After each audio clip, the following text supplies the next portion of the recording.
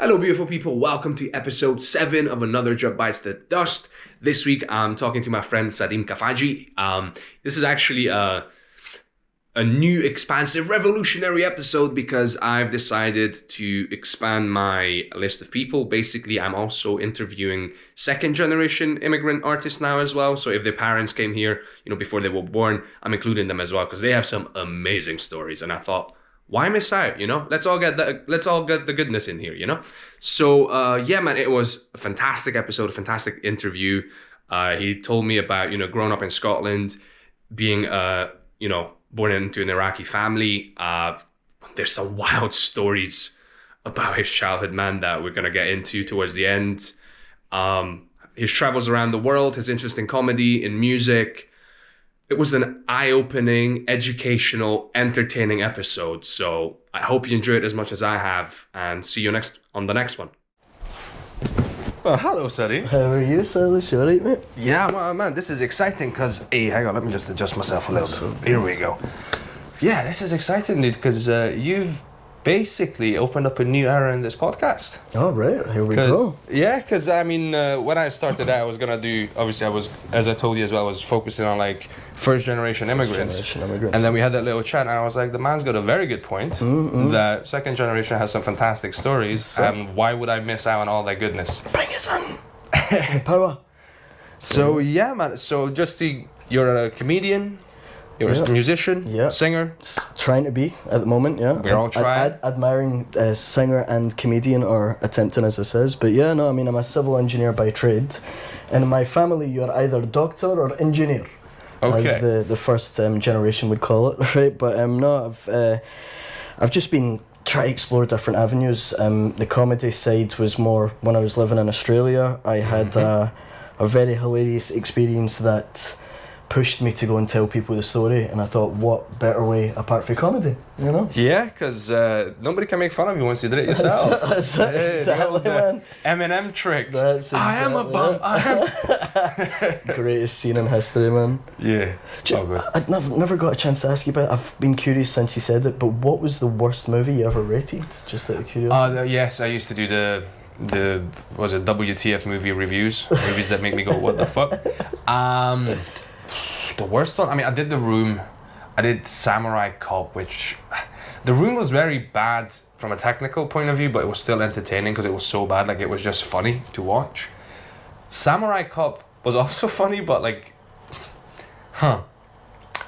Samurai Cop is up there because it has a fight scene where the guy's wig falls off mid-fight and they push it back on and the fight keeps going and the director only believed in one take. Brilliant. So that's up there. I recommend you watch it because it's glorious.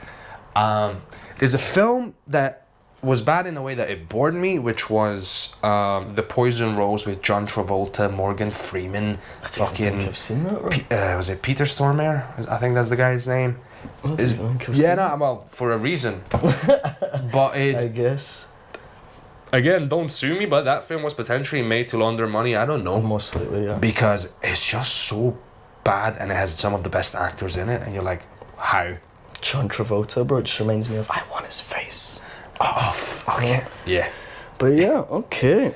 Well, back to you, my friend, because you have besides moving all over the place. Yeah. So, comedian, musician, and your family originally moved here from Iraq. Iraq, yeah, back in... So, I have so many questions. Yeah, back in 1983, I think, the first time my dad came here. But yeah, to do his masters, and then moved to Scotland and just fell in love with the nature and with how forward people can be with the word cunt, I think. Oh, he loved the word cunt, yeah, does he? well, just the whole swear words. They call him in the street, they call him Jamie. His name's Jamil. All right, Jamie, come here. How are you doing? So he's adapted to it now, but nice. Even though they've been here for 35 years, Silas, they're still so fucking fresh, bro. They call Burger King King Burger. The other day, my dad called me. He's like, Sadeem, do you want to meet me at the Garden Beer? And I'm like, the beer garden? Okay. It's because we were right to left as well. Yeah, now there's some things that, that's the one generational difference. It's like, it can be, I'm just thinking, because my dad, I have the same conversation, but technically we're both first generation immigrants, because my dad came here, I came here after high school myself. He's already went back to Romania. But, so yeah. Oh boy, we just started the works right now. Workers. Yeah, let's close that door. Anyway, else we experienced some technical difficulties.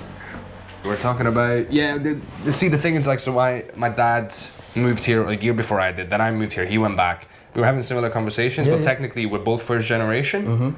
But then, in your case, you're second generation, right? So you're already you're grown up here. You're adapted. Yeah. You've most of your life's experience, like formative experiences, were here. Yeah, Townhead for the first start of life, eh? So that's an interesting dynamic between first and second generation, where it's definitely. like you're both adapted but differently. So that. Like the main difference is I dream in Scottish. I think he dreams in Arabic. I think that would be the first step. Unless it's a scary dream, then I dream in Arabic for some fucking reason. Don't ask me why. Really? But yeah, man, I swear they're always so intense in Arabic. But how many languages do you speak? Just fluently Arabic and English, and then just basic French, words in Spanish, words in every language you can think of. Just swear words, basically. Yeah. I'm the same with my swear words. I can. Hungarian or so like I can't say I know any yet. I just came back from Serbia actually. Did I pick up anything in Serbia apart from a woman? No, I didn't. I'm joking. What a smooth talker like that. Let me just a little humble brag. Yeah, I'm playing. But no, I mean it's obviously a great experience. I got to live a bit of the Middle East culture to go back to the roots a wee bit. I went to Iraq the first time in the year 2000, which was a total life change. Hang on, 2000. Okay. Just before the second Gulf War. Before shit hit the fan. Yeah. So I'd seen the country where it had been rebuilt. It was really interesting to see. But I mean, I remember taking my little sister. My little sister has ginger hair. I don't know if you've ever seen that. Yeah, you mentioned that in our chat. Yeah. Yeah. When we went to Iraq for the first time, they usually do a sacrificial, like killing of an animal upside down in a tree. That was, as you can imagine, for a Scottish like. Hang on, is that for like? Is that a celebration thing? Yeah, just to like. So I think it's cultural when they've not seen someone in a long time. They'll sacrifice a lamb in their honour, then you'll eat it that night. Okay, so it's not a sacrifice. It's just bro, it's fancy cooking. It was sacrifice, man. It was upside down on the tree. My little sister's like coming out of the taxi. I mean, she was how old would she have been? She would have been. So she actually went the second time I'd went, which was 2013. We'll get back to that, but that's this time after the troops have left, and we came out the taxi and we just see this lamb. Now I've seen it obviously the first time, so I knew her, but she's like, Sadeem, what is happening? And she must have been about 14 at the time, and they just saw this lamb and it's moving about in the tree, and they hit its throat and it just drains all the blood. And my little sister's like, fuck this, I'm out, and just starts running away in the middle of Iraq. Let me tell you that as well. In a village town called Sowera, just ran away with ginger hair. They will kidnap in these areas, you know. Trade for camels. Bloody hell. But yeah, so Iraq was an interesting change of life, I would say, as well, because obviously, growing up, we've only had the sort of Scottish upbringing with like Arab roots, where our parents sort of tried to force the philosophy on us, or the traditional things that they had. That they consider good as well.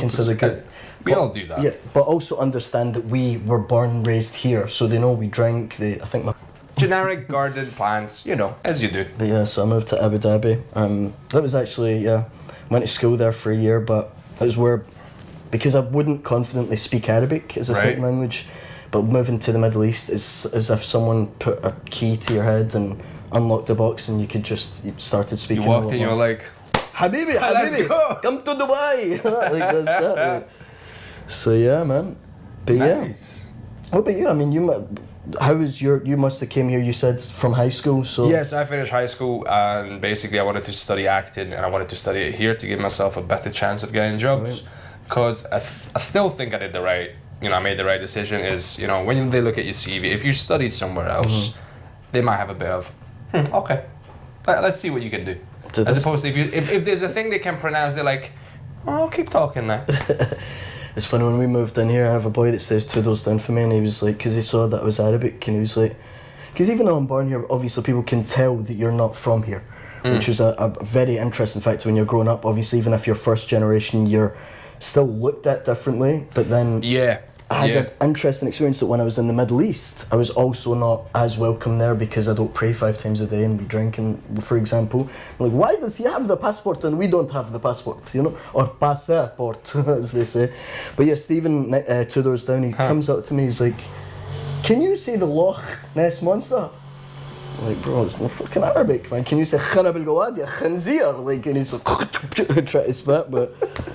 That was an interesting. Oh, good old-fashioned culture clash. That's You gotta it, love man. it. That is No, it's funny because for Hungarians so I'm from Transylvania. We Hungarians from Romania. It's somewhat similar because in Romania, well, you're Hungarians, but you're not Romanians.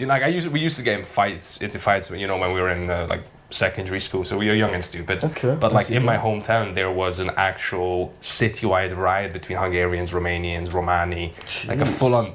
People getting battered left and right. It's called Black March. It happened literally 4 months after the fall of communism. So after that, it chilled out. After that, it chilled out very much, and it's been great. But like that was there of like, you're not Romanian though. Yeah. You go to Hungary, you'll find some people be like, yeah, but you're not really Hungarian because you're not from here. And some people be like, oh, these Romanians, like if they get really annoyed with you, most people don't give two fucks, to be honest. But every now and again you'll find some. So yeah. I think it's quite similar here, but we call them Celtic and Rangers fans. There's the comedian coming out. But yeah. Oh, that must have been interesting for you, like growing up here, seeing the stuff. I went to a Catholic primary school actually, St Mungo's Primary. That was quite an interesting upbringing because obviously we'd go to the church and sing the hymns and whatnot. And my parents are very open that way. It's like a Catholic and Protestant getting married, and the Arab terms for us, my mother is Shi'i, my father is Sunni. So it's like a Catholic and Protestant getting married. And they just says to us, they were like, if a man will cheat on you, he will cheat on you regardless of his religion. If a woman is a good person, she's a good person regardless of religion. So if they're good, you be good. If they don't, punch them in the face. Okay. Yeah, I like it. Nice. I learned in Scotland though, it's the Glasgow kiss. That's what we do. So it's a steel plate, yeah, that just came with the upbringing in Scotland. But yeah, you know what a Glasgow kiss is? Yeah. Yes, okay. I've educated myself. I'm just and the smile as well. Just making sure, man. I've been here long enough, man. I've been here almost 9 years now, so I've definitely You're been not keeping an an eye. yet, but you know an Ed as well. Alright. Non-educated delinquent. I love the words, man. So you ask an Ed, do you know what an Ed signifies? And they're like, aye me, fuck's sake. And tune it. But I used to always be attracted to the girls that chewed like it. I don't know why.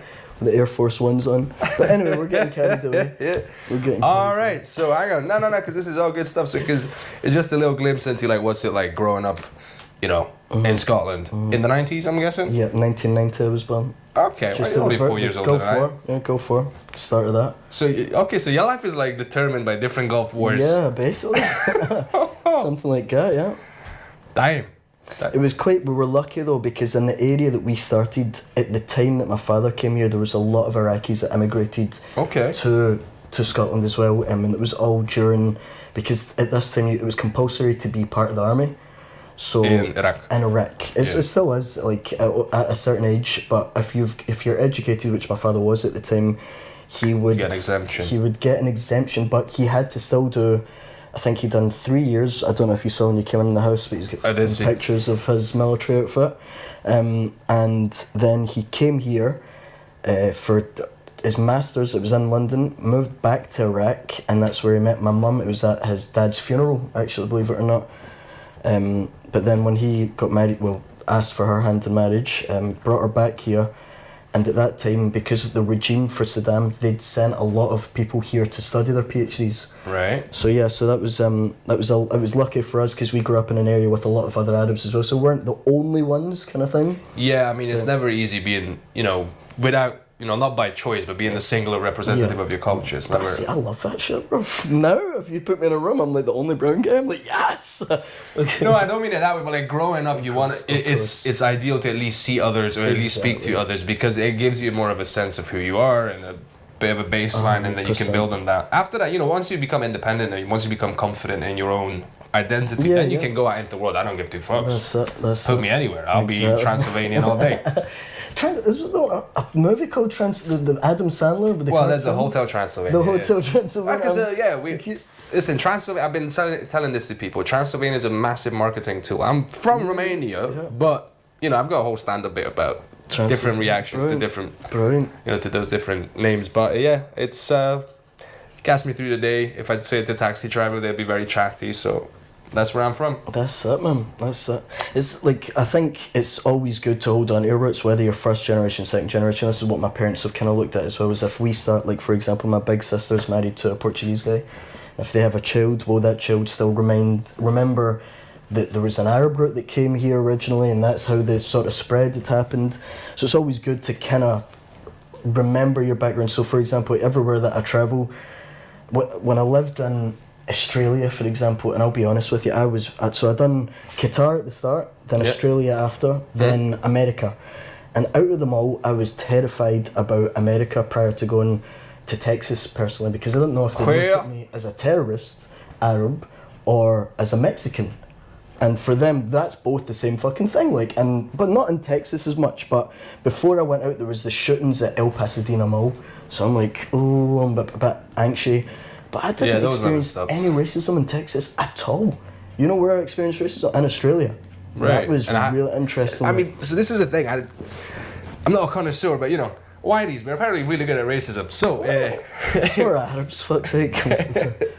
No, but what I'm trying to say is, I do believe in different regions, racism changes and adapts along the years. Like racism in Eastern Europe, while it can manifest in, you know, I don't want to talk to you, I don't want ever, but it's got different motivations and different. It's basically just sort of explained away differently, right? Yeah. As opposed to the UK and as opposed to Australia. So I'm curious, how does it manifest in Australia, and what? You know. In Australia, it was interesting. I started off in Melbourne, and Melbourne's just a city full of tourists and best just people that were from our age and below that just want to go out to the middle of buttfuck nowhere and just experience something. But when you go to Sydney, you get like the sort of stuck-up, pretentious cocks that I experienced. Not all of them, obviously, because I loved Sydney. It was a great experience. But you did have a lot of people that would be like... private school... Yeah, not even that, man. Just like your general public would be like, how you going, cunt? Fucking, yeah, mate. And then you're like, okay. So they'll be like, where are you from? And I'm like, well, I'm Iraqi, but I'm born in Scotland. And they'll be like, well, you're not fucking Scottish then. I'm like, whoa. And that was the first time I'd had that sort of statement. Whereas in Texas, I'd be like, I'm Iraqi, born in Scotland. They'd be like, oh, so you're Scottish. And it was sort of, I'd assumed that was more so because in the States, they had... I think it was people that went, for the American dream or whatever, and they'd all came from somewhere, was the Australians. There's a... But I guess because Australia was colonised earlier than the United States. And there was a lot of prisoners that went there, so the ancestries and whatnot. But I mean... it's long... I'm looking at the timeline as well. Because, you know, Americans, like, to this day, be like, I'm this generation Scot. Like, I'm still Scottish. Like, yeah, but... I seen something on a podcast with Joe Rogan. He's like, America's only 4 people old. Like, how long do people live for on average? Like, say, 80 to 100 years? That's 4 people ago. And you're like, what shit? Like, if that is correct. I don't know if it was 4 or... Yeah, just right, because 1776. Not that far off. That's it, man. Madness. But yeah, Australia, like, it was... And it's so far away for the rest of the world. 760 years. Oh my God. Yeah. Oh my God. Okay. But yeah, no, like if the animals don't want to kill you, the people want to kill you. That was the experience I had. But it was amazing. Like there's so much beauty there. I gotta ask, was your experience that bad, or there must have been people that like did not care? Like. It was, as I says, bro. I loved Australia. It was an amazing experience. But I'm saying from the racial point of view, just the way that people would speak to you in that way. But mate, on the other side of that, Australia was like, it was gorgeous. People were beautiful. The sun's always. I think there's no fucking ozone layer over Melbourne, so you're dying literally every day in the summer. Right. Yeah, just. But no, I mean, it was a great experience. As I says, my mate came. See, it was an alcoholic culture though. Like, see, even in work. So as I says, I'm a civil engineer, so I would get drugs tested quite often, or you can't drink alcohol whatsoever on sites. But in the job that I was on. Like, my manager would say at lunchtime, right, let's go to the pub for lunch. And I'm like, all right, so in the pub lunch, okay. British culture. Maybe it's a gastro pub, you know, have a... He's like, what are you drinking? I'm like, I'll just have a water. He's like, no, what are you drinking? Gets me a double spiced rum. And I'm like, okay, I'll have that. Like, I go back into the work with a little buzz. So, yeah, I think that was the best experience. But it was just interesting to see the culture there. And, like, crystal meth is so common in Australia. I'm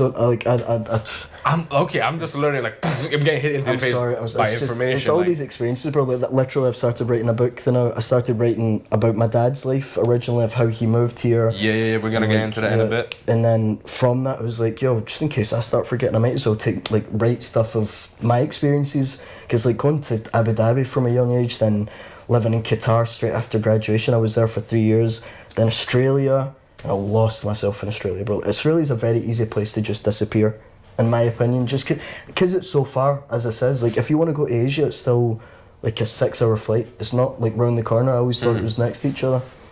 But I always thought if I ever wanted to disappear, it might not work for me, but India, because there's just so many people. I was watching this film, is it called White Tiger? Right. That came out recently. It was brilliant. But there's this whole bit about if I want to disappear, I just go to another city and I'll be just another brown guy in the crowd. That's and I was like, fair play, my dude. Fair play. I mean, I'm gonna like eventually retire in Asia somewhere and teach people how to do yoga retreat. I'm growing my hair long. I'm not gonna be called Bikram, and I'm gonna figure out another name. Yeah, I think there might be some copyright. The copyright. As a branding thing, I don't recommend That's it. Right, before we get into, because obviously you wanted to talk about your dad's story, I wanted to ask, Iraqi culture, Scottish culture, you've seen best of both, worst of both, if you can say that. Yeah. How's that been, managing that I would say all your life? the Iraqi side, it comes with a lot of ego. Right. And it's mainly Arab culture. Arab men are very, like, I don't know if you've seen memes about it, but it's like, or like a clip about it, and it's like, even if an Arab man doesn't know how to bake a cake, he'll be like, yes, I know how to bake a cake. First you get the cake and you put it in the oven and it's baking, but like, they have, I don't know, it's like a strong culture, and I think also because Iraq, what people don't tend to realise is there's a pinnacle of history, like, over there. Like, yeah, I mean, it was literally in that region of, was it Tigris? So Euphrates? You've got, like, obviously Mesopotamia as well back in the day, but what I'd actually started doing some reading recently, and it baffled me, man, because in history in the UK, I think the main things that I was taught, with no disregard to any of the topics, but was obviously about Hitler and about William Wallace. That was my school history. Okay. From what I can remember, anyway. But, like, most recently I was reading about the Dark Ages, and it fucking baffled me. And, like, at that time it was the golden period for the Arab nation. Yeah. And I think it was 750. All the science and stuff, yeah. The year 750, the Arabs moved from Damascus to Baghdad, which was the start, like, center of the world at that point, and it was so this was the year 750. And I didn't even realize, because I hate religion, for example, but I believe in God, maybe is a best, or something. I think a lot of people feel that way. There's like, religion divides us from the same belief, but like, it's kind of, if someone understood when I was growing up, they're like, aye, but you pray to Allah, like, who even is that guy? And it's like, Allah translated as God.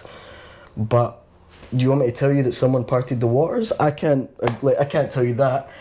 But what were we talking about there? Sorry. So Iraq, so 750, and the interesting thing is the way that they actually started the mathematical side was angles were created to teach Arabs to pray to that Mecca that's over there, or to the stone, and that's how angles were created, and then from there maths developed, and then science created, and anyway, sorry, that was... I mean, listen, you can go back to the Egyptians. That's why are they building pyramids? Like, they literally had to solve so many problems. They had to come up with so many fascinating solutions. That's it.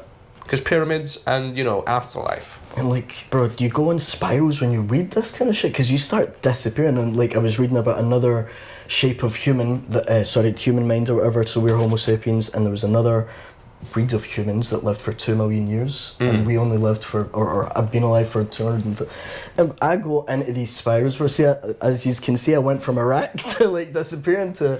It's the YouTube wormhole, like... Yeah, I just disappeared. But yeah, that whole Dark Ages period is incredible.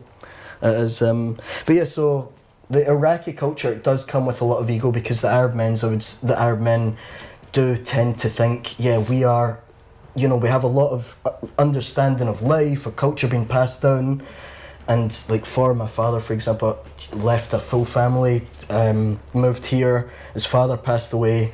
My mum was 18, so the upbringing that they've given us is also, shit doesn't come easy, even though people can look at your life and think, oh, this person's like, whatever, but no one knows the difficulties that each person goes through in their life, and no one knows of these manners. So I would say, from the Arab point of view, it's amazing to have. See, I've got a question today for you, because... I'm lost. No, I'm curious, because I think you'll find many places around the world, developing places, like this, there's male ego. Eastern European men can be kind of, like, it's the old school mentality of like, what I say goes.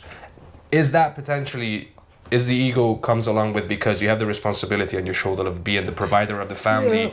You have to be strong. You have to have that voice, and you have to even develop in yourself that sort of presence and just directness and strength. That's And I think it, you know, the dark side of it becomes you get too lost in it, and then you exactly. Well, this for become me, a little dictator my of your whole own. life was changed by having a little sister, for example. I think that, and obviously losing my little sister for a period. When I say losing, I mean like the relationship between us, because I didn't agree that she could have a boyfriend from outside of an Arab culture, or just have a boyfriend in general. I didn't even.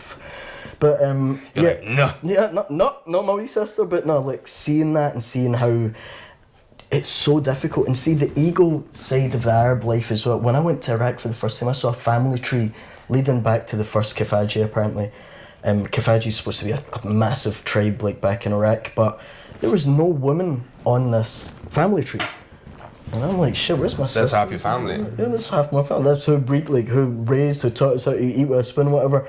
But it's due to, apparently they changed their surname, so they don't have, and I'm like, what? No, see, that side of the ego world is that I don't like of the Arab sort of culture. But I mean, I am grateful for being Arab. It's just parts of it that I like to pretend. Listen, I can, you know, I can go into East European or just specifically Romanian culture. It's got problems. Like, I think we're aware of it. We're still working on them. We just came out of communism like 30 years ago. It definitely has, you know, it's a work in progress. It's not done. Yeah, bro, we just came out of war like how many years ago? 10 years ago in Iraq. So, yeah, that would be another generation. I went to, as I was saying, 2013, so I went the first time year 2000, and Iraq was developed. Saddam rebuilt the country. I'm not saying Saddam was a good person, but it was better than what the fuck happened after that. Yeah. And Saddam had killed my mother's brother as well. He'd opened some gas stations and let the people eat and get petrol during the time of the Iraq-Iran war. He was captured, tortured, and his clothes sent back to the family. I know it's a bit of a deep story, but so it's not. This is fascinating, but I'm just. It's not like we should have love for a character like that, but in any term, like you can't tell me that a country can succeed without a strong dictator. You need some fucking. Like, what was George Bush, for example, or any of these people that are in power? I don't know if dictator, but They're it needs. sheep for someone else who is dictating. Sorry, but since anyway, not. But I'm pro democracy all day long, but it does need some, like, there has to be a direction. yeah, for sure.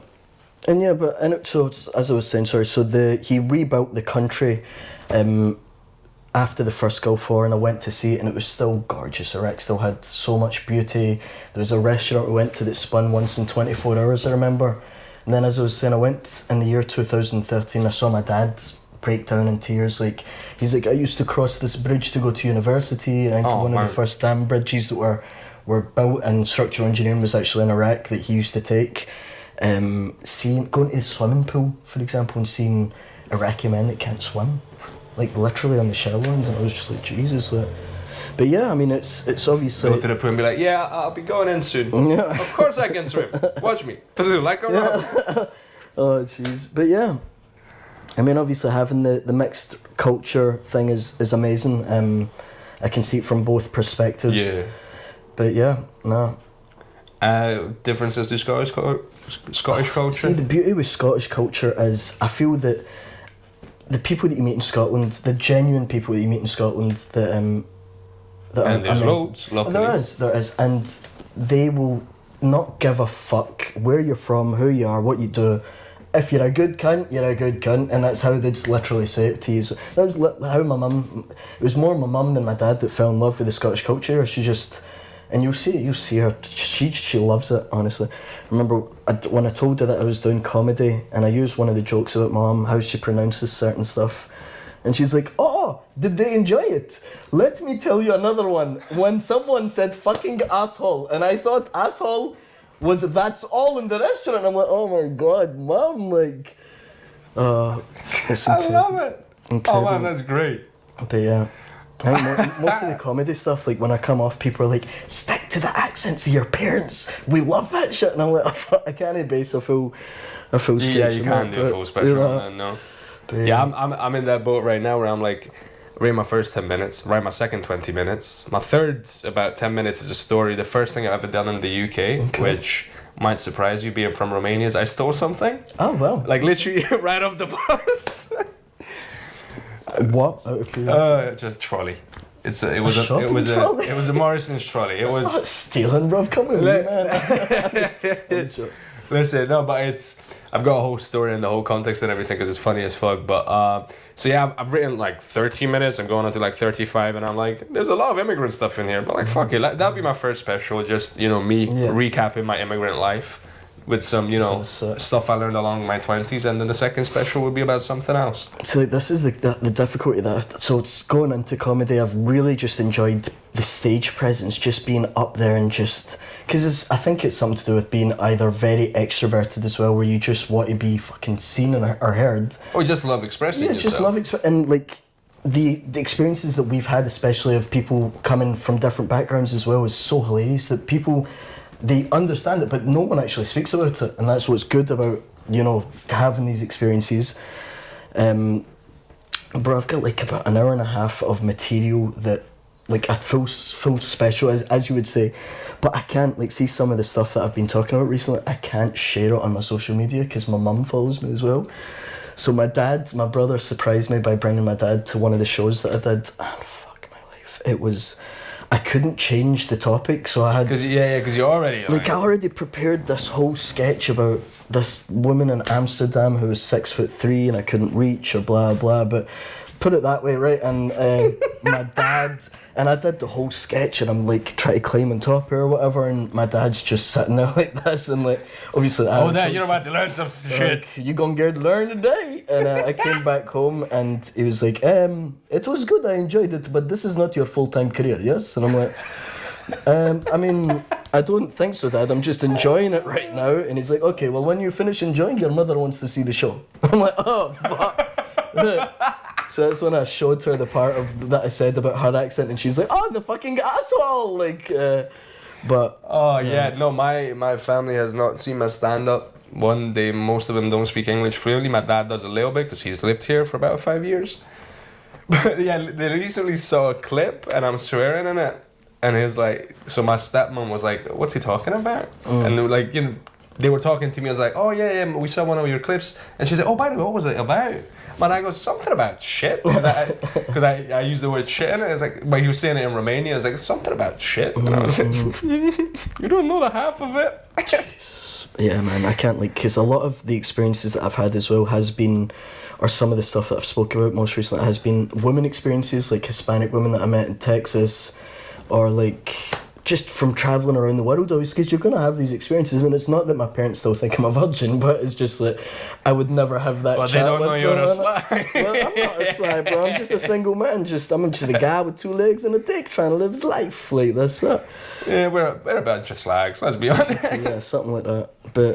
But yeah, man, it's hilarious. The comedy though, it's incredible. Like, I was gonna ask before, because obviously we're saving the main event is you wanted to tell you that story, I mean, but we want to get to know you a little bit as well. Yeah. So it's just about how you ended up in comedy and. Yeah, so do you want the true story of how comedy had actually started? Because it's a bit interesting, obviously. Is that the story of the Australian chick? Yeah, something like that. Yeah, there was. Go on. I mean, listen. If it gets really bad, I have to censor it. You have to censor it. So I mean, does it get vicious? It doesn't get vicious like that. It's obviously just life experiences. So like, I'm in Australia. I'm working my regular job, the civil engineering job, and it was my friend's birthday. Shagger. Let's go.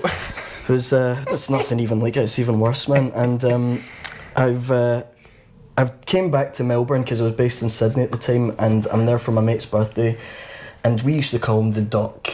I knew him from Qatar as well, right? But I used to call him the Doc because he was our scout leader. Like when you were going to do something, he would he's your shaman, if you must, right? So he gave us all an 1/8 of acid, as you do. Right? I don't know if which is legal. Which is legal. So this is why. Okay. But so we had. Maybe don't name the people that gave you the acid. The Doc. I called him the Doc. But so we experimented. Let's put it that way, because Australia there's so much shit floating about, and off of the. Like for the record, you never sold any of this stuff. You only consumed. No, so that means you're not doing anything illegal. Bro, it was just a life experience. I wanted to try everything once. That's why I sort of went to these areas.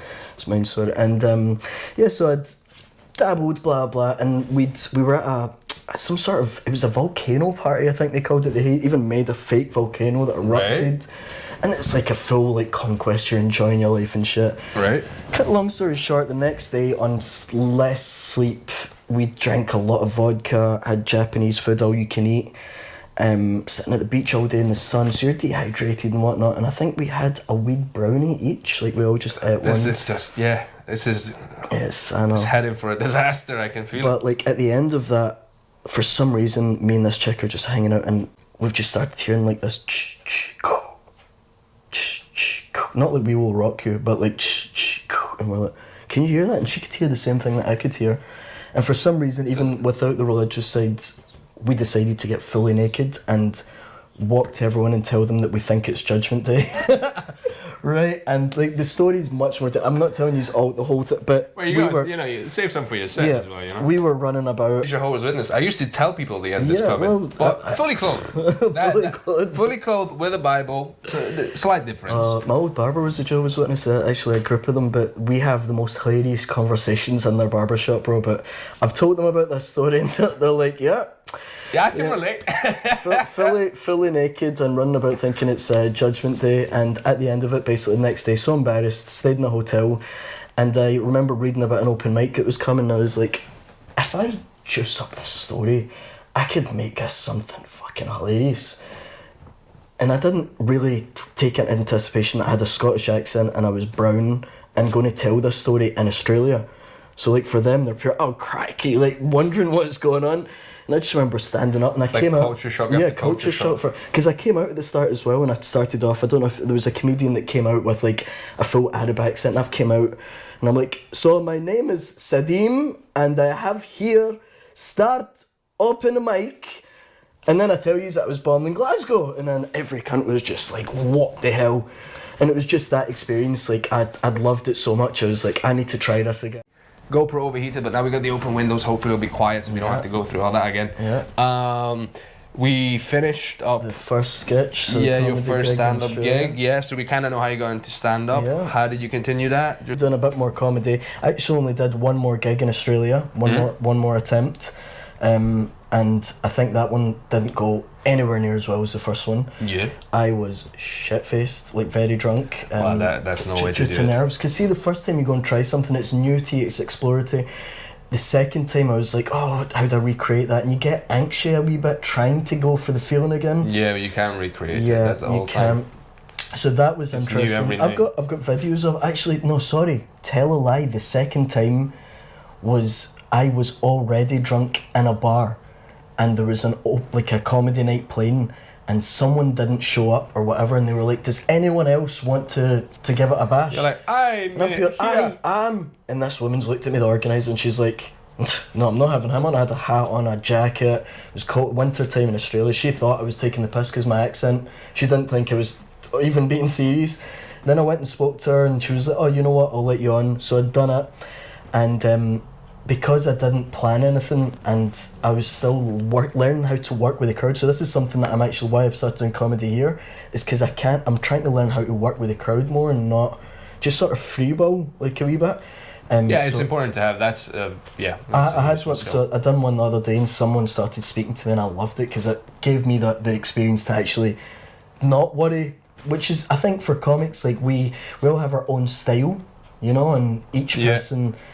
Going out your comfort zone is the best thing that you can do. And you're going out of your comfort zone in front of people. Exactly. So that second time, I was way out of my comfort zone, obviously, and I'm just talking, people are enjoying it, but then I got a mind blank. I'm like, anywho, so do any's like music? And they're pure, yeah. So I started singing, I think it was Justin Timberlake's Senorita, and I had the whole crowd singing with me. So it's like, well, if it all goes to shit, then I can sing, you know what I mean? Fair enough. But yeah, that was. So by the end of it, you're like twerking. You're like, yeah. I can't even twerk. But yeah, I attempted to put that past me. I think I did the worm as well. So I tore my ACL the second time in a dance battle. So you're a dancer as well. Yeah, TTP in it, the total package. If I was 6 foot, everybody would be pregnant. I genuinely believe that. I'm kidding. But yeah, so I do dancing, singing, music. Dancing, singing and comedy, but I mean I've always just wanted the spotlight, bro. That's it, like since I was young, like I think our personalities... Yeah, we just make noise for the sake of making noise. But no, just because we love it, we entertain ourselves. Yeah, so I think that was the last time I actually did comedy. Moved back to the UK, And then Then Australia, Australia, moved back to the UK. I came here for, I think it was about 3 months. It was to apply for a working visa for America because I got a job offer in the States. Right. So yeah, I went out to the States, started working there, and I showed some of the Americans, because Americans are so enthusiastic and just like, oh my God, energetic. Like, oh my God, like, in Texans, they're the best thing. Okay, oh my God is not Texan. Oh no, that's like New York and shit, like nasally and shit. But Texans, they're just like howdy, right? And the literal thing, you think that people in Texas chew straw, wear cowboy hats and cowboy boots, and I'm like, but they actually do, bro. Like, you go there, and it's legit that thing. They chew tobacco and Texas. shit. But they're so fucking friendly. They have like the Scottish thing, which is, if I'm uncertain or unsure, I'm going to question you. And I feel that's something that Scotland has. Like, Scotland is sort of, I'm not going to speak behind your back, I'm going to tell you to your face. That's what I'd got growing up here, which I prefer. I don't want someone speaking. If you think I'm a cunt, tell me I'm a cunt. And if you want to fight, punch me, then we'll see what happens, right? But I don't mean like that. But so yeah, Texas was like, I remember, because I was working on plants offshore rigs, and I'd go to some really weird ass towns like in Texas. Texas is huge. Texas is twice the size of the UK, as an example. So I drove 13 hours to get from California to the start of Texas, and 13 hours to get from the start of Texas to Houston in Texas. So it just shows you how big it is. That's massive. So I'd go to some really rural towns, and I'd always wear this t-shirt that said Coke on it and Coca-Cola. Okay. Just in case, because I'm going to like some places where people are just like, and guns are legal obviously in Texas. Yeah, I'm not sure about Texas laws, but there's the whole defending your own castle thing. Yeah, well, yeah, bro, exactly, man, and I ain't got no castle there, bro. You know what I mean? I'm 5'4". No, but there's actual laws where you're defending your own property. So in the car you can drive about with, so you can even do concealed carry in Texas. By the way, Texas, not only did they fuck up recently with the abortion, right? Have you seen that? Like, even if a woman's raped and there's so many states in America that just done that. Totally against that, obviously, and not for whatever reasons, but it's just horrible to think of a child or anybody going through these scenarios. On top of that, they just legalized guns for anybody. So at the time when I was there, I was a worker. I wouldn't be allowed to go. Now anyone's allowed to go to the. Can you shoot the fetus? Is that?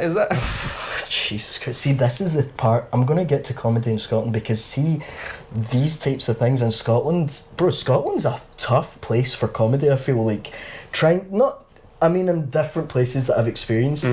We'll get to that though, but yeah, shooting the fetus, like, that is sort of Scottish humour, isn't it? Like, what I'm trying to say is, like, maybe that would be okay. It's not an abortion. Throw it up in the air and we'll get it done. Right? That goes. That's brutal. But yeah, so. Well, loophole? Maybe loophole? Yeah.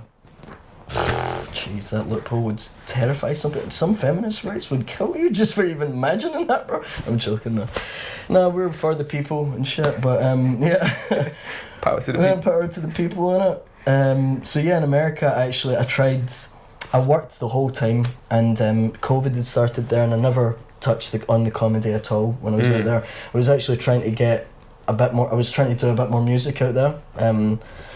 But yeah, I think I'd got told that I was moving back to the UK until stuff had calmed down and the company was moving me to Dubai, but shit didn't work out. So I think the last week before I left, I decided to sign up for this comedy night, and I brought a bunch of my mates and I tried it in America, and it was fantastic. It was the last sort of tick that I needed to say that, I'm designed to be in a culture where I'm not working to make someone else rich, but I'm working to, like, actually enjoy my life. I want to find something else that pushes me.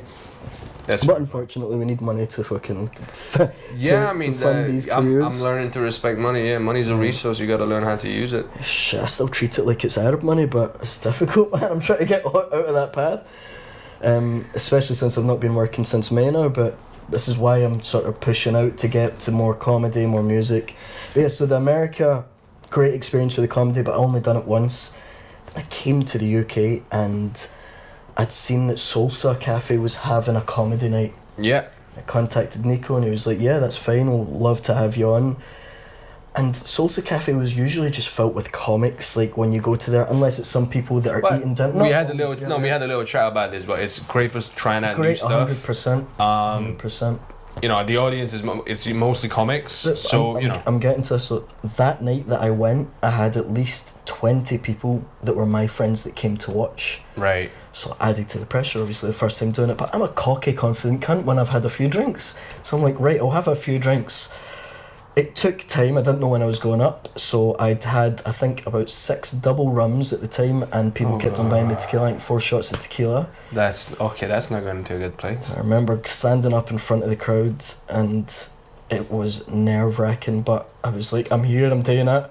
And the started off great, but then I think I repeated myself in the second joke that I was in, and my little sisters, and all I heard was my little sister say, "Don't worry, keep on going." And I was just like, oh. And I clipped it and I continued doing the sketch.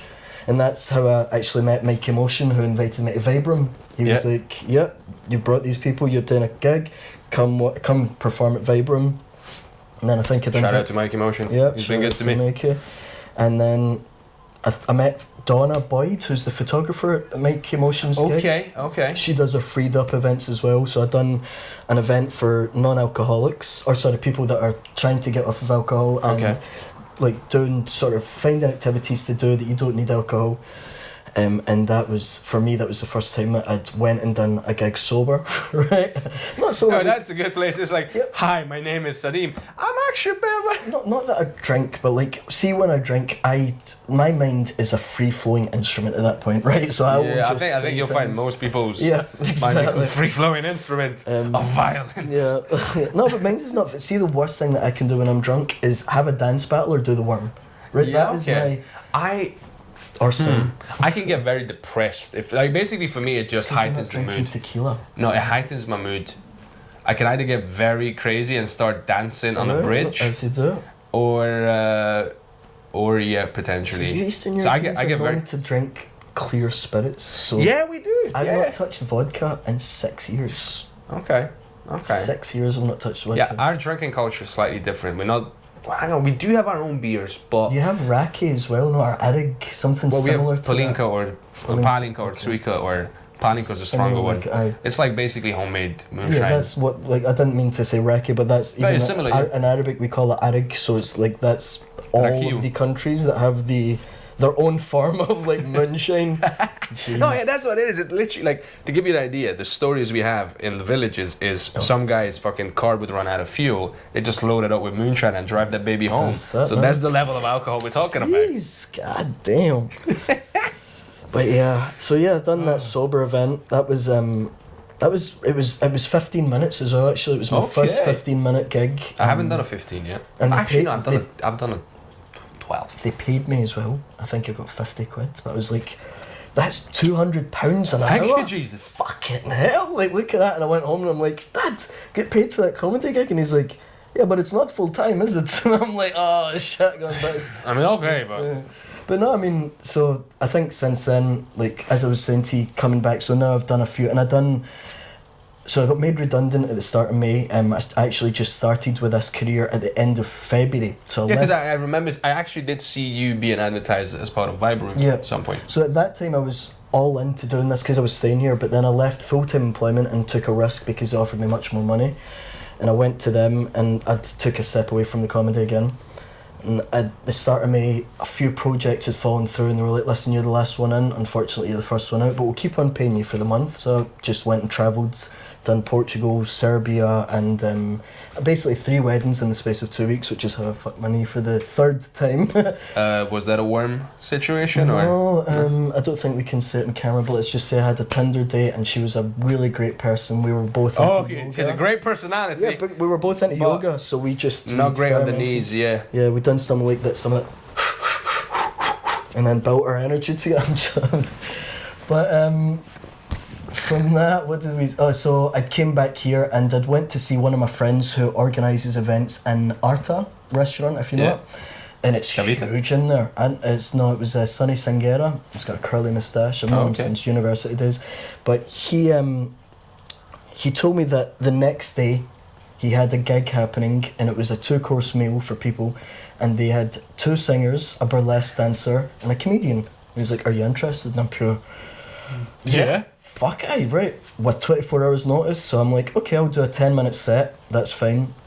So I remember the host, the girl, she was a singer, so she's a famous singer. I can't actually remember her name, sorry. But I think it's like Michelle or something. But she was looking at me. Oh my god, was it Michelle Obama? No, fuck, sorry. Robbie in it, like, she looked at me and she was just like, "Are you okay?" Because I looked like, see, before I go onto stage, don't anybody talk to me, right? I'll be quiet, I'll be introverted, and I'm just like, I look like and then as soon as you're about to ready to unleash hell. As soon as I go on that stage, I'm the funny, like, smiliest person, and I'm just like, I'm loving it, like. Yeah. But no, it's the mind games start before you go on, but once you start talking, you're in. As soon as you, and one of the sketches I'm explaining that I'm Iraqi and blah blah, and I've came out after the 10 minutes and I'm like so happy it's went successful, everyone's enjoyed it, and the burlesque dancer's about to go out and she's like, "Are you Iraqi?" And I'm pure, alright, and she's like, "So am I," well her boobs are in my face, and I'm pure, well, congratulations, like this, it was, but yeah, so I went back to sitting in the wee area, and that was all I was supposed to do for the day. And I started drinking. It's the first time I've drank in 4 weeks, because I know it's not that much of an accomplishment, but I went to 3 weddings in 2 weeks and just drank so much and partied so much. I was like, I'm going to go to 4 weeks just off it. So I started drinking, enjoying the show. And then she came up to me and I think I smoked my vape pen or whatever it is. And then she's like, we're going to have you up for another 10 minutes. And I'm like, not prepared to anything. And that was sort of the first... Warning. Exactly. What you're about to hear here might not be allowed to be shared outside the room. So yeah, I walked up and I remember I came out and there was it was a Lionel Richie song, something playing, and the host of the night, Katie McSherry, I think her name is. She's been lovely. It's the first time I've met her, and when I'd met her, we were having like sarcastic jokes about like how I fancy her, blah blah, and she's like, "Oh, you're cute too."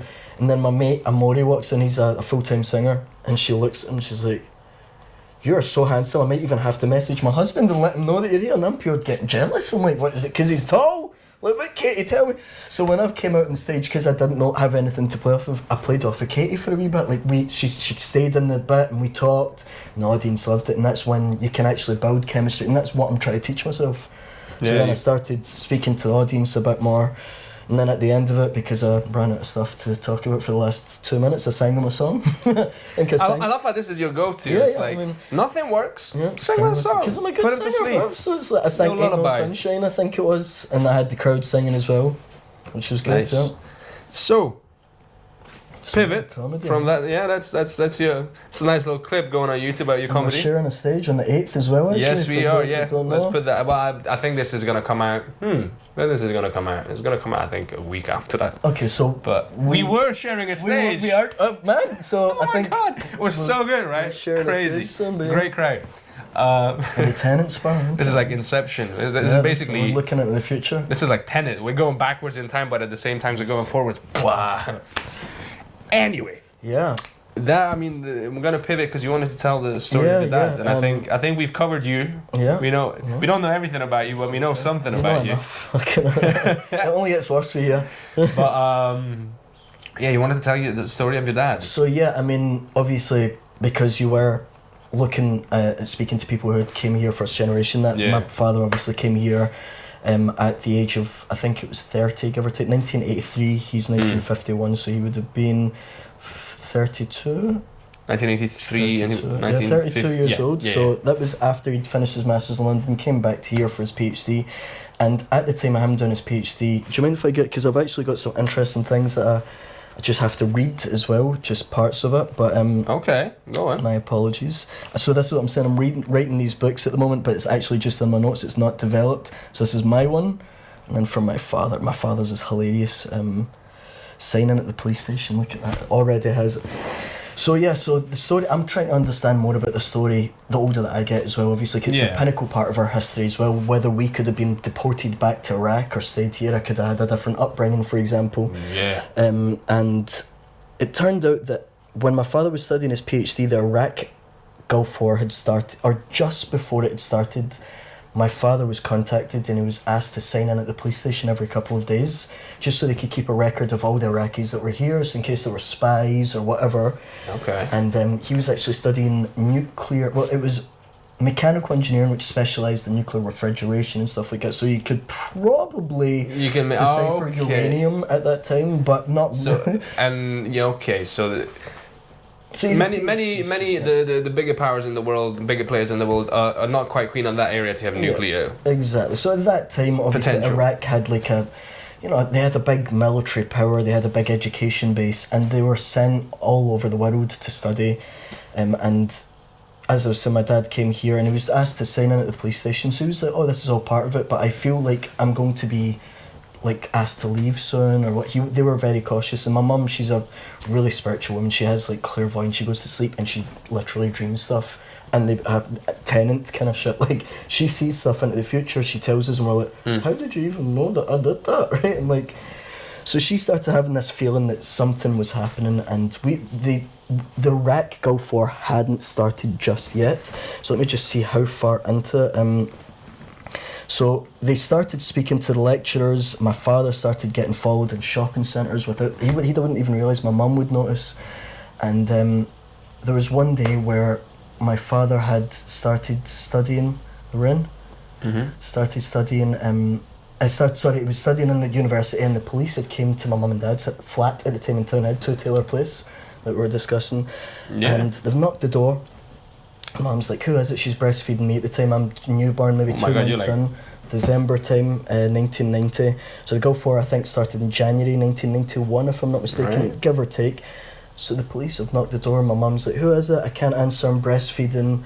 Like, if you don't answer the door, or you don't open the door in the next 5 seconds, we're going to kick the door down." Mum's like, "Whoa, what's going on?" So she unlocks the door. Her English is very weak at this time as well. Remember, she's been here for 4 years from Iraq. She's breastfeeding, and as soon as she opens the door's kicked open and hits her. She falls back, and she's got me in her hands, and my brother and sister in the side just screaming and panicking. And my mum stood up, and it's a bit of an intense story obviously, but they've grabbed her by the top, and they've backed her all the way into the living room. So she's walking footsteps back. I mean, it's obviously part of history. People don't understand what these parents had to go through. So we don't even know. The next culture, we smashed our phone. We stress. Imagine the stresses that they went through. Her mum's got 3 kids. She would have been 1963, 27 at the time when she had me. Yeah, 27. So she's going through this experience, and they've came in, and they know my father's not in the house. But they're like, "Where's your father?" They're searching the house, they're finding nothing obviously, but just checking the drawers, making sure he's got nothing. Believe it or not, my father already had a bag packed at this point, because he had it. My mum had, as I was saying, told him she had a feeling that something was happening. So after they've left the house, there's no communication mobiles at that time. They've went to the university. They've sat with the lecturer and my father, and they're talking to him, just trying to get to know a bit more about my father. And they're like, "Okay, so we're going to go back to your house now." And they're walking him outside the university. Everything's fine and dory. As soon as they get out to the front door, he's sort of tackled and handcuffed and taken into the vehicle. 2 policemen in the back of the car. They've taken him up to my house, and they've started speaking to him in the house, and they've just like, "Have you got a bag?" Blah blah. My dad's like, "I've already got a bag packed." So the guy's picked up and he's like, "It's heavy, what's in it?" And this is where the comedy probably comes from, but my dad looked at him and he said, "It's a bomb." For a joke. Worst time to joke obviously about that. Hey, he's got the timing.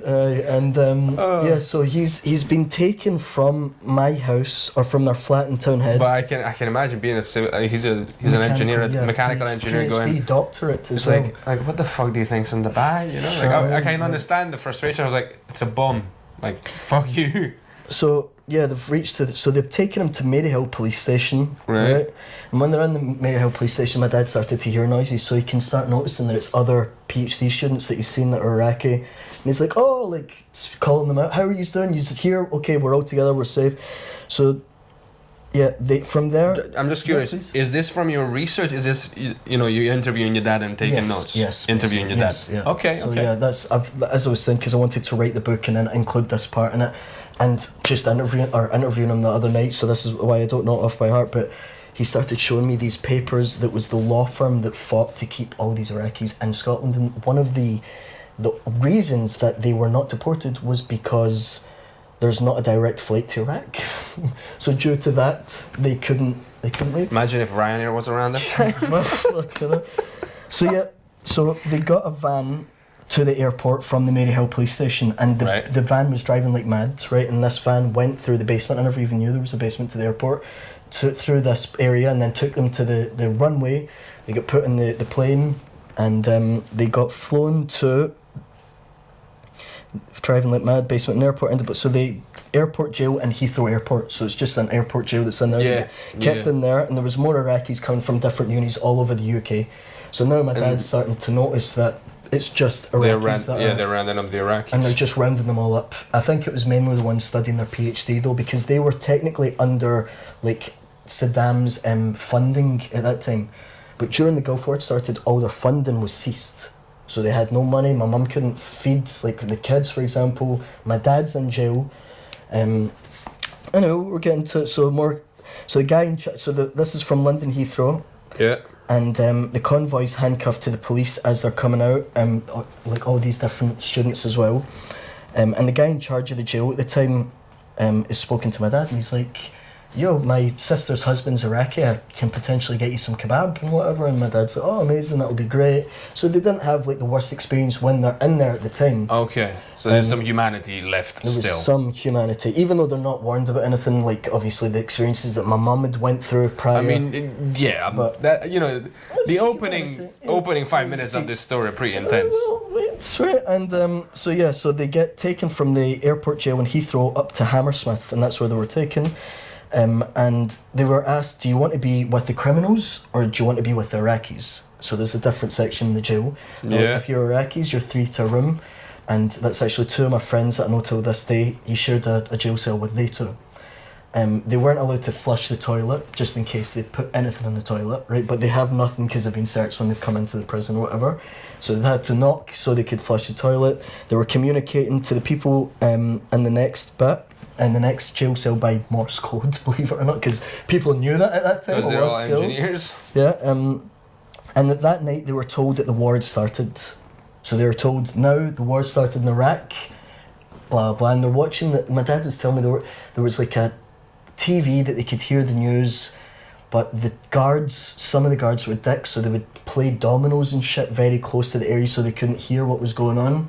And some people have egos, obviously, especially in a jail career. Yeah, like when you get to the penitentiary system, there's a lot going on there. So in the morning they were taken from Hammersmith to Pentonville, right? And Pentonville, or I think it's pronounced Pentonville, I don't know how to actually pronounce it. You're talking to exactly. Transylvanian here, so. I used to learn English better than that. Okay. So they were there for 4 or 5 weeks, and it was like an old abandoned jail, similar to like the American jails that you see in movies. It's like 3 floors with a gap in the middle, and it's each jail cell. And yeah, they're communicating through the heat pipe through Morse code. And that was when my dad started smoking. To pass the time, he'd ask for rolling cigarettes. They'd start rolling there. How long was he in for? That was 4 to 5 weeks in that one. Okay. And Maryhill they were in for like a night, I think Hammersmith a night. There was 2 jails that they were taken to for 4 to 5 weeks. So in total, I think he told me it was like 6 days, 8 days maybe, or something in total. So they basically went, we're going to treat you as a suspect. Yeah, basically. Just a spy. We don't know who the fuck you are, and we are going to check up on if you're basically... But what about innocent until proven guilty? Well, that's the reason that I want to speak about sort of this story as well, because it's so amazing to, like, people, like, for example, so many people are naive. They don't actually know, like, in the Middle East, bro, if you're jailed, you have no rights. Like, bye police. So, just to give you an idea, my dad was 18 years old when he got in prison for 9 months because he wanted to leave the country and he got snitched on. Oh, look, like, it's an example. And he went to, like, communist Romanian prison. Nah, man. So...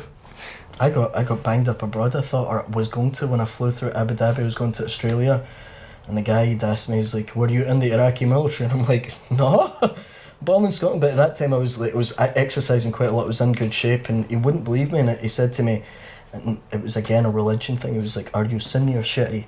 And I was like, I'm neither, I pray to the same God as you though. That's my answer always, because I think it's a rude question to ask someone, what are you? Because you're trying to find the difference between me and you, so that you can react on it. Or that was my opinion. Well, that question can be motivated by different things. Sometimes it's genuine curiosity, sometimes it's that. But I mean, anyway, cut long. We'll go back to this. But what I was saying with that, they stopped me for 5 hours, took my British passport off me, and wouldn't let me contact the British Embassy, as an example. And then because my dad worked in Abu Dhabi, that I was telling you when I moved there when I was younger, so he'd actually messaged this guy called Sheikh, I'm not going to say the name, but he was a Sheikh, very high up guy, and he sent me a voice note, and I could hear him in a club at the background. It's going, it's an Arab guy's drink, trust me, even if they pretend they don't. So it's like, Sadeem, don't worry, I vouch for your family, I know your father very well. James Bond is on his way to help you. And I'm like, what? And then some dude shows up in the white robe, he's like, Sadeem Khafaji. I'm like, aye, takes my passport, he's like, on you go. I'm like, do I not even get an apology? He's like, go. Just go. Shush and go. Yeah. Anyway, so getting back to that story. So yeah, so my dad, 4 to 5 weeks it was in there. And yeah, it was interesting because the bathroom was not working in the building, so they had to get taken to another place to shower. So this was the hilarious thing. It was like, it would take 4 police officers with dogs just to walk one guy who was in a jail cell with no understanding to why he's in a jail cell. Just told the war has happened in Iraq and he wants to go shower, so he's taken to, and I asked my dad. So they've assumed that they're threats to national security. Yeah, threats to national security. And I've asked my dad, I'm like, Dad, how did you feel at that point when you're getting walked to the police officers? Pissed off as fuck. He's like, no, I thought so. He's like, I'm not going to lie, I felt really powerful. I'm like, fucking. He's like walking to the toilet like Mike Tyson. So yeah, so then they were taken after that to York. After the 4 weeks there, they were taken to York, and they were sent for another 4 weeks in jail there, which was a high security jail. So during the time, my mum would travel from here to York with the professor of my dad's university. He was the lecturer that helped my dad a lot. And he saw in a paper or an article or something that there was this family that were trying to help Iraqis that were visiting the prisoners. So they were opening their house. It was a British family from York, Val and Steve, we remember them, amazing couple. And they were a big part of our life growing up as well, obviously, because my mum would travel and he would let my mum with my big brother and big sister and myself stay there while my mum would go visit my father in jail.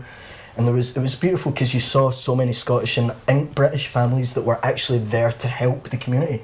The people that actually saw what was happening. I mean, this is like similar to what happened in World War II in America with the Japanese internment camps. So they just rounded up the Japanese citizens living there. See, the interesting thing is this was only like 20, 30 years ago. It's not like... Like, what was it? Was it 89 you said? 1990, 91. 91, I mean, wow. That was just a couple of years before I was born. So this is like another 4 weeks they're spending in York, and my mum's coming to visit. And yeah, like my father was eventually released. Oh shit, by the way, see the family that was helping the Arabs stay in the houses? Yeah, they were contacted by no idea who, but threatened to be released secrets about them and stuff like that. We're going to spread rumours. You shouldn't be helping these Iraqis. They shouldn't be staying in your house and blah blah. So that was. So that's the thing. That could be an overzealous nationalist, exactly. Or it can be actual government. I lived in Texas when Trump was in charge, right? I saw like so, but it can also be government. Yeah, well, that's why I'm saying we don't know who, but yes, put it that way. So that was it. So my dad was then sent back home as if nothing had happened. They gave him a train ticket, and my dad returned back to Scotland. And once he was here, they checked up on him twice. At this time, my father's assets were all frozen. The student, like whatever he was, and my dad had nothing at this time. He was pretty much, I think he had a Citroen that he used to push down a hill to get started almost, and he got a fucking hernia and whatever. Yeah, I can't imagine the stresses that he went through. Obviously, I was lucky when I was growing up at the teenage years that my family had started working their way up a wee bit better, but he had to become a teacher at the time, otherwise he would got deported if he didn't have a job. And there was a firm that was... And you get deported back to a country that's going through a war. Yes, deported to a country that's exactly war-torn, and there's no communication with them at the time. But there was this one firm, and I'll have to get the name of the firm. I've actually got paperwork in the attic, but they defended the Iraqis to stay in the UK, and it was due to that minor that there's not a direct flight that they ended up staying. I remember there was the neighbours in Townhead as well, in Two Tailor Place on the 4th floor, that actually said that if the people came to take my parents away, that they would camp their tents outside outside just the hallways in there, and they weren't going to let anybody in. So that was obviously an incredible feeling for my mum at 27 to see as well, because she has no family. She's left her family at 18 years old. My mum's parents actually passed away shortly after she left Iraq. So did my dad's. My dad's passed away. My dad's father passed away when he moved back to Iraq and met my mum.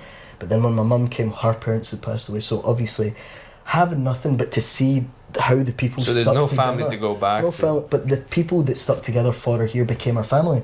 So Val and Steve became a very close family. We had this woman called Auntie Betty. They would celebrate Christmas every year at our house.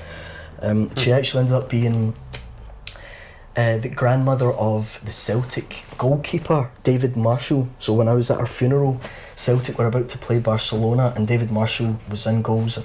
They just played Barcelona and David Marshall had his first cap and played amazing. I remember walking up at the funeral and like, you shouldn't do it at a funeral at a time of grieving, but I just was like, you're so amazing, I love you, you know, like you played so good, but yeah. Man Celtic, but also condolences. So yeah, so I mean that obviously experience for my father growing up, and then obviously us as children growing up through this, we didn't know what was happening at the time. How did he make peace with that? So I don't think he ever did, because he's never actually acknowledged it. It's only over the last few years, when he came to visit me in Australia, was the first time that I got the full story out of him. And now he's actually started writing a book about this experience and what had happened. You know, it's funny, everything that happens obviously is for a reason. You meet people through, in my opinion, you meet people through reason and whatever, and like, as hilarious as it is, my father's life has been difficult, but it's also worked out to a way that, you know, it's such a blessing, because he could have been in the army, probably deceased by now, for example, if he was in the war, because he would have had to have been, you know, not frontline, because he would have been an officer or whatever, because he was educated, you were a bit higher up. But yeah, I mean, still a risky lifestyle. Yeah. And by you know, any means. everything that I don't mean it in this way, but you've came to my house today, you've met my family, you've seen them as they walk past you.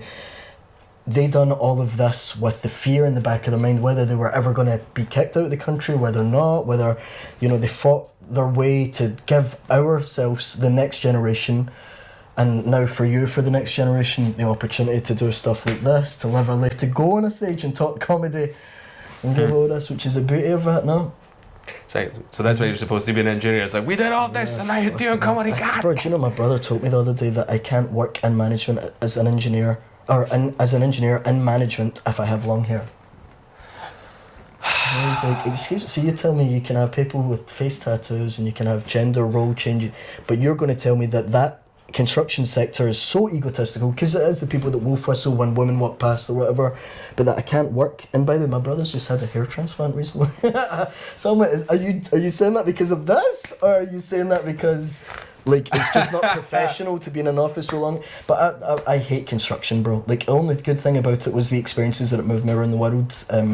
But yeah, like, listen, construction is a very respectable industry, but it's not for everyone. You can say, I hate it. That's a perfectly valid position to have. I just don't enjoy my field in it. I was going to become a software engineer, and I respect it and I understand how much goes into it. I hate to do it. Sorry. That's it. But yeah, no, I just want to work with people now, bro, and do like these things, like the comedy and podcasts, and just enjoy, just even sitting with you, bro. It's not even about the camera, it's the enjoyment of actually just getting to pick and stuff. Yeah, just, oh my god, I'm still like, I've got questions about this story. Obviously just dropped a bunch out, but so like, just managing that, I mean, that, what was, so how long this whole ordeal lasted? What was 4 weeks? So was it maybe 2 to 3 months? 2 to 3 months. It's not, in the hindsight of things, when we found stars from 13 billion years ago, it's nothing. 2 to 3 months, but in a person's life, 2 to 3 months, and especially with 3 kids, especially in a person with not even that good English. Like, when my dad's telling me this story, how did your mum deal with it? I'm amazed with what he went through. But then I look at my mum and I'm like, at 27 years old, she has 3 children. She has no money at the time to feed the children. She's walking with these 3 kids. She's taking them to York.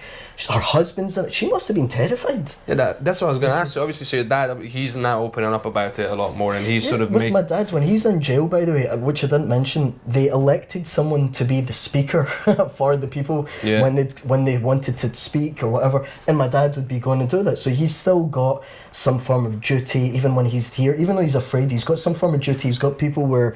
But my mum had no one, literally. I'm guessing he was probably more worried for your mum and for you than he was for himself. Of course, yeah. Nah, man, the sacrifices, that's what I'm saying, the sacrifices that the parents did to give us the opportunity. And Does your mum talk about it?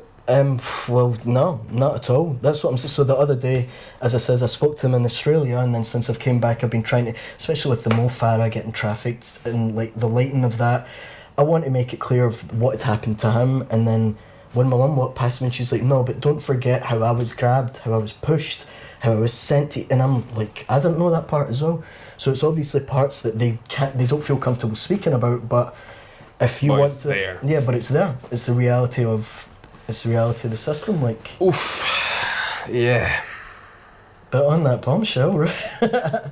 No, I mean, I do love the UK, but every now and again shit happens. And when you're on the receiving end of it, it's horrific. You can, in hindsight, you can say it doesn't happen that often. You can make all sorts of arguments. But when it happens, we're developing so well as a nation with all the difficulties, and you saw though during COVID there was people that were vaxxers and anti-vaxxers, and everyone would hate everyone. It was literally that's you, but that's someone's opinion. You should be able to discuss it. But I happen to agree. They say that racism is also disappearing, and they take the nail, right, but I think it's losing its meaning. Like it's evolving. It's evolving to the way, but people have this right in front of them. They can see what reality. I know this is a different story, but I got taken to court a few weeks ago when I came back. It was for someone submitting dash cam footage of me overtaking them, and they tried to give me a straight ban. And have you ever been to court, by the way? Not yet. Yeah. It was such an experience, bro, because like my lawyer doesn't even show up, right? I had someone who he has a contact with, so and that person has a good relationship with the PF, the prosecutor fiscal. If their relationship is good enough, bro, you can basically, the system doesn't apply to some people. I saw a kid who'd spat and assaulted a police officer, and they had got community service. Now see, if I had done that, if I assault or you assault or police, bro, I'd think the consequences would be a lot major.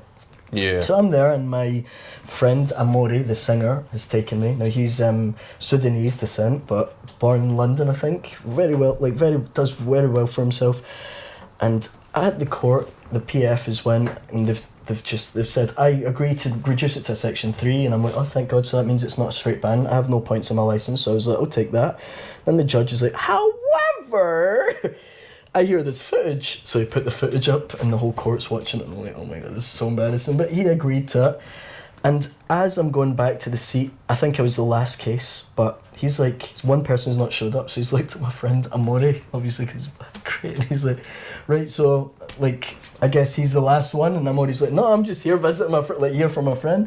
But it's just the assumption that, like, people have in this day and age, it shouldn't be as... I don't know how to explain it, bro. Like, I think you're in a court of law. It's like innocent until proven guilty. Well, that's the way it should be, but that's not. I have a whole thing. I'm working on a bit about this a little bit, but like it's fascinating. The people that go up, like, oh, you get done for accusations now. What about innocent until proven guilty? And I'm like, yeah, but what about the immigrants, bro? Like, and what number of people you say, well, we can just put them together now. There's no innocent until proven guilty, just all together. That's it. We'll just tar them all in the butt. It's not. I'm not saying it's a level. Like, I'm not saying it's a massive problem at the entire society level, but it's a problem that you notice. See, the massive society level aspect, though, is the fact that we have everything right in front of us that we can see, but we're so cultured to just seeing what we want to see.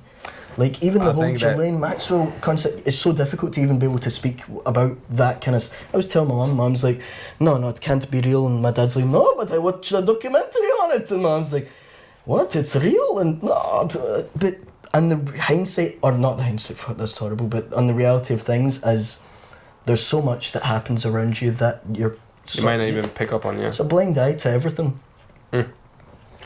Blind eye, but we're grateful, right, to still be alive and still have the opportunities today that we do. I always come back whenever there's hardships in life. I always think if life was any different, I wouldn't be here. Yeah, bro, I wouldn't have even so had the I'll ability pay the price of the hardship and enjoy the good stuff. I wouldn't even had the ability to speak English or be able to get an education if my father had moved back to Iraq, as an example.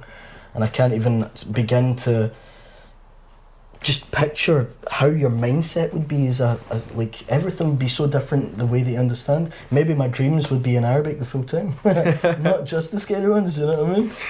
Well, before we go, so I always like to ask 2 questions at the end. Please. And I think you'll probably have some good answers. One of them is, you being, an artist, you've done many odd jobs. What's the craziest job that stands out that you can say on camera? I should mention that from now on. That you've done to pay the bills. That you can see on camera. You've seen the previous episode. You've seen the previous episode. I'm not complaining, but So something that I've been paid for. Something that you've been paid for, but it's like, because we're artists, we do random shit to pay the bills. Okay. What was the random shit that stands So out I've to you? got 2. One of them was Asda, for example, but I worked in the rotisserie department, so that's the chickens and pizzas. Yes! So I had the green apron, the green hat, and I have an issue, but I had like black shoes with a green ribbon in the bottom, then like a green belt. I played the whole part. I'm imagining this. I guess it's... I think I got... I can see this. I think that was during university. But I think the craziest job that I had that I never expected that I would be able to do was, I used to organise a boat party for expats when I was in Qatar. So I would take 2 wooden dhows, 130 people say, I'd tie them up in the middle of the sea and have a 6-hour party where I would make more money from that one-time event than I would for my month work as a civil engineer. I'm not gonna lie. So you're basically organising parties, right? Yeah, I organised fucking one of the biggest parties in Doha, to be honest, man. It was, and Matt, like, you can ask people till this day. So what was the alcohol distribution, the substances? In Qatar, you can buy alcohol. Right. You have to have a liquor licence, and your company needs to approve you. And it was bring your own booze. So I'd just sell a ticket, and I would organise a DJ. But man, the profit margins for events is insane. Like, events if you do it right. But man, try to imagine. Now, I love the Irish community. I think they're one of the closest communities to the Scottish community, right? But I think we can. When they get fucking drunk, they can't. The sentences become impaired, but their ability to pour a drink becomes even better.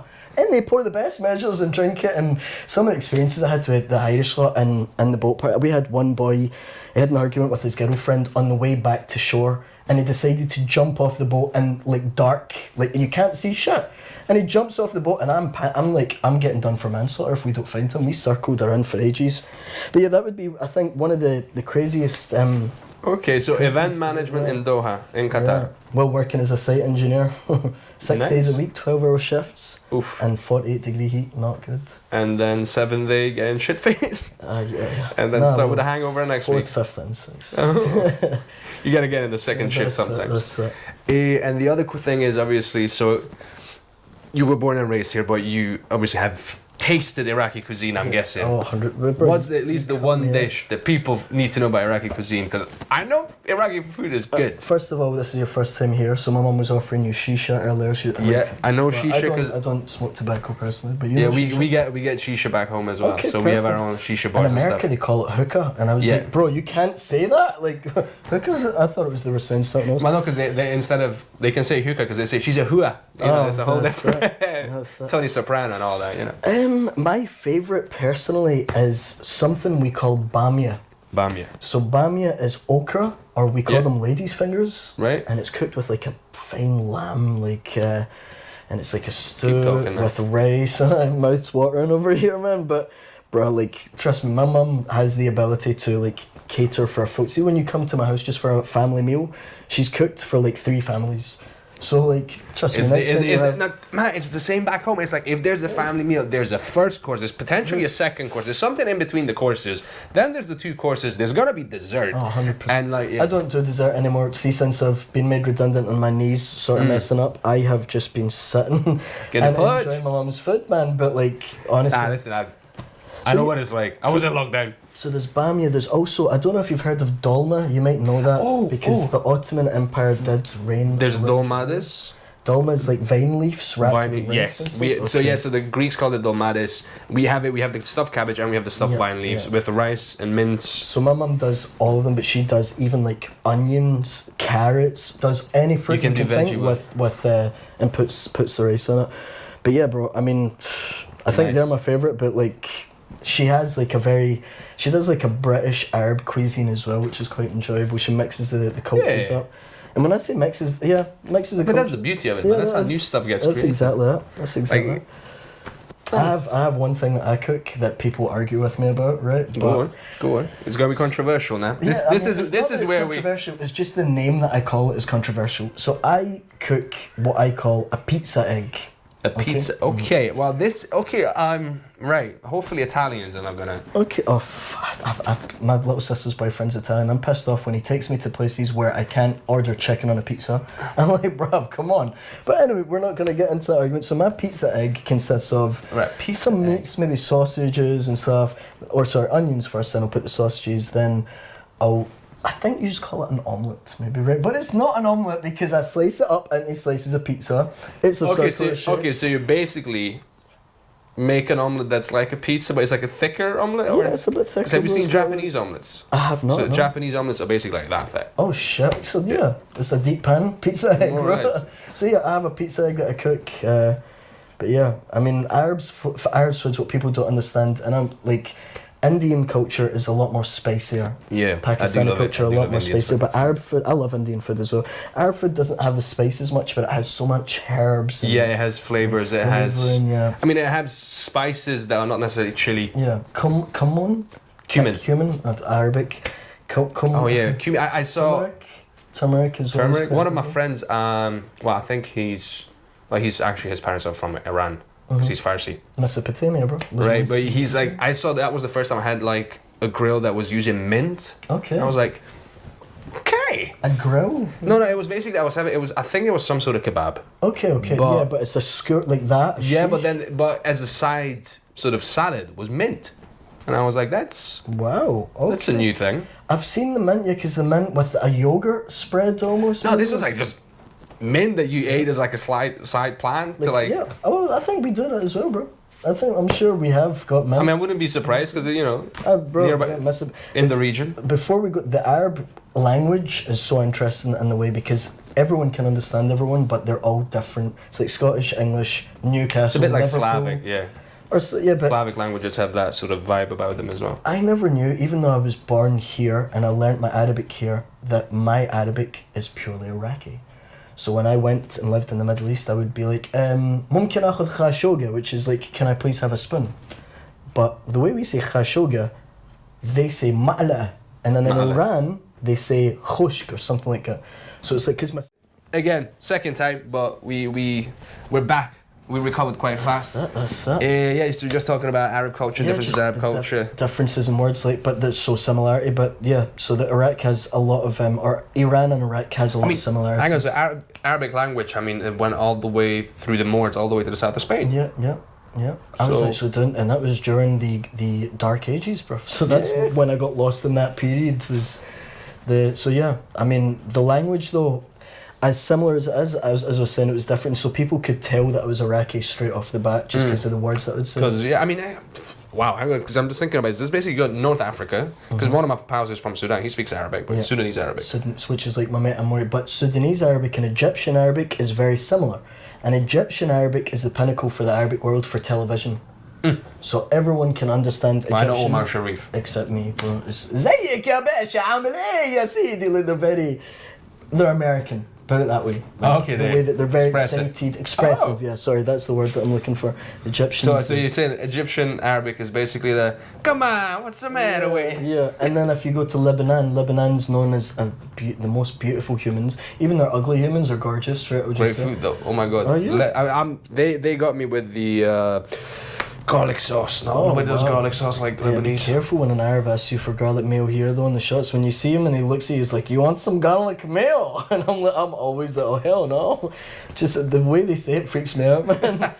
But so in the Lebanese culture, where the way they speak, it's so polite and sexy. It's just, "Habibi, ani kayf al-hal anta shano tsawi اليوم?" Like it's just so light and. Well, okay. Iraqi, bro, we are Habibi Khashoggi. Similar to interesting. See, the thing is, I'm training my ear to hear the differences because that's what happens when you don't have the context. It takes a while to start picking up the. How did I tell you it's a Falkirk? It's the language understanding. That was. So today I finally found a Scotsman in a long while that I could not understand. It's been a while. Yeah, man.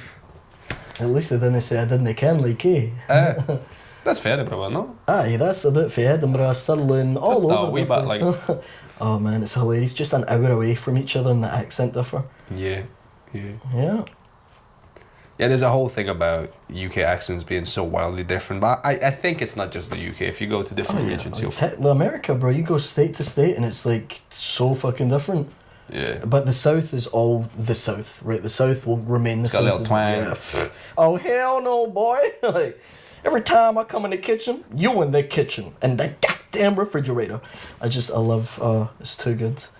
And I grew up watching so many American like stoner movies, like Friday, Next Friday. Yeah. So I always do that accent, like, what's up, auntie? And they're like, oh, you stupid. Like, I love it, man. It's too good. All right, man. I think we've covered a lot of ground today, man. but this could be one of many.